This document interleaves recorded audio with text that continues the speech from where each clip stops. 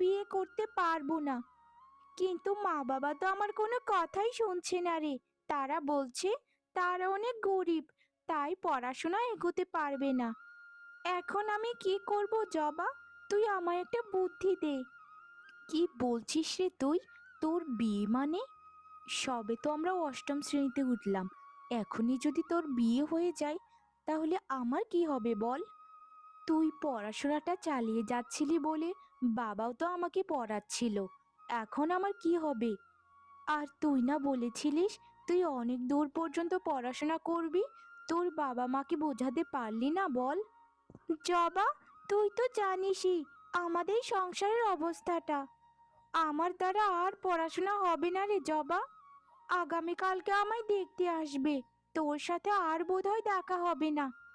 তোকে বন্ধু হিসেবে একটা কথাই বলতে পারি, তোর বাবাও যদি তোকে বিয়ে দিতে চায় তাহলে তুইও বিয়ে করে নিস, এটাই ভালো হবে। আমার তো বাবা মা দুজনেই আছে, কিন্তু তাও তো তোর নেই, শুধু তোর বাবা আছে, মা নেই। তুই একদম ঠিক কথাই বলেছিস, আমার কপালটা তো তোর থেকেও পোড়া। তুই তো তবু দুঃখের কথা তোর মায়ের কাছে বলতে পারিস, কিন্তু আমি তো কারো কাছেই বলতে পারি না।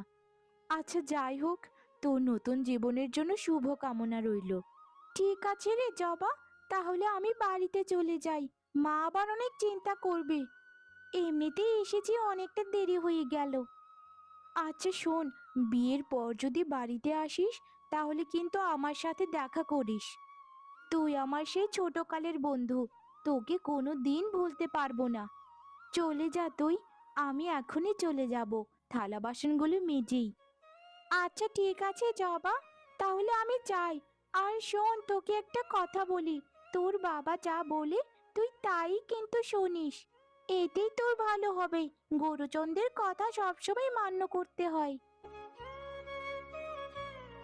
বৌমা, আমার ছোট ছেলেটার জন্য ঘটক মশাইকে বলেছিলাম একটা পাত্রী দেখতে।